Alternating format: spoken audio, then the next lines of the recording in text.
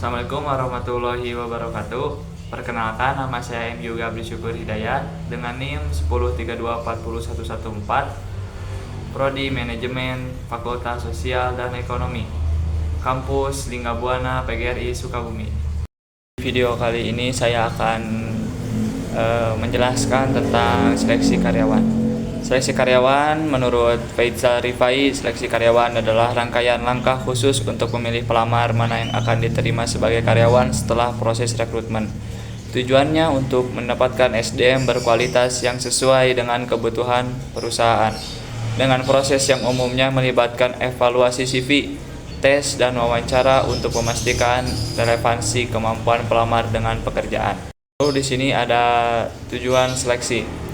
1. Mendapatkan karyawan yang sesuai. 2. Menempatkan orang yang tepat pada posisi yang tepat.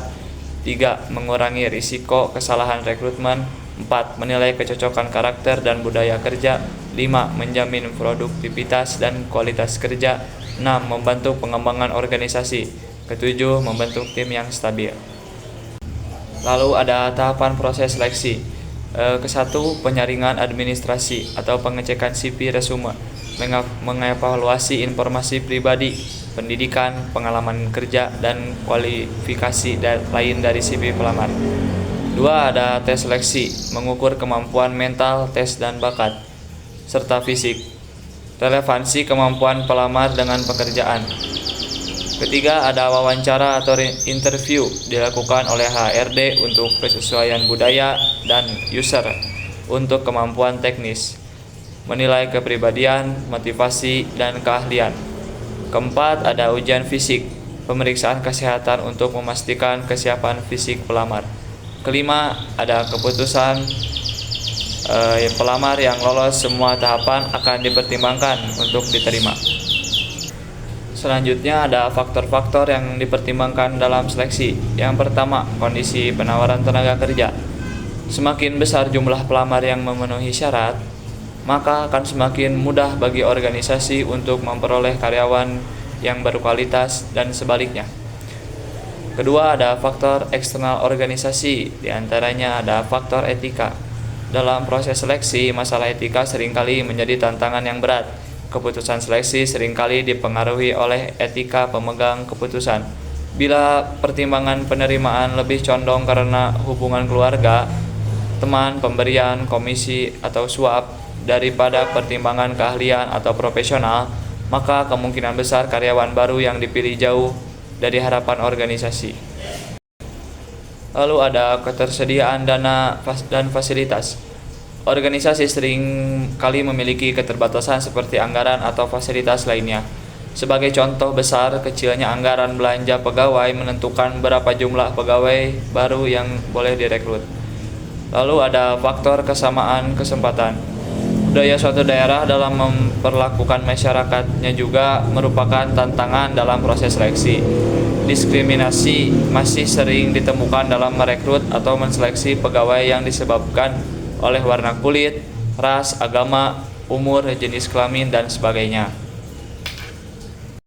Lalu ada perangkat organisasi. Selain faktor-faktor di atas, seleksi juga dipengaruhi oleh keberadaan perangkat organisasi seperti 1. Analisis jabatan.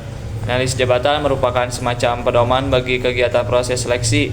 Analisis jabatan memberikan informasi tentang uraian jabatan, spesifikasi jabatan, standarisasi pekerjaan, serta persyaratan yang harus dipenuhi untuk memegang jabatan tersebut. Kedua, ada perencanaan sumber daya manusia. Dari perencanaan sumber daya manusia akan dapat diketahui berapa jumlah calon pegawai yang dibutuhkan oleh organisasi, pada jenjang apa dan di bagian mana, dan persyaratan apa yang harus dipenuhi oleh pelamar. Lalu yang terakhir ada indikator kinerja karyawan. Indikator dalam pengukuran kinerja merupakan alat yang dipakai dalam mengukur individu seorang karyawan yang meliputi 1. Kualitas, tingkat di mana hasil aktivitas yang dilakukan mendekati sempurna, dalam arti menyesuaikan beberapa cara ideal dari penampilan aktivitas ataupun memenuhi tujuan yang diharapkan dari suatu aktivitas. Kedua, ada kuantitas. Jumlah yang dihasilkan dalam istilah jumlah unit, jumlah siklus aktivitas yang diselesaikan. Ketiga, ada kehadiran. kehadiran karyawan pada saat masuk kerja, pulang kerja, izin maupun tanpa keterangan yang seluruhnya mempengaruhi kinerja karyawan di perusahaan. Keempat, ada kemampuan bekerja sama.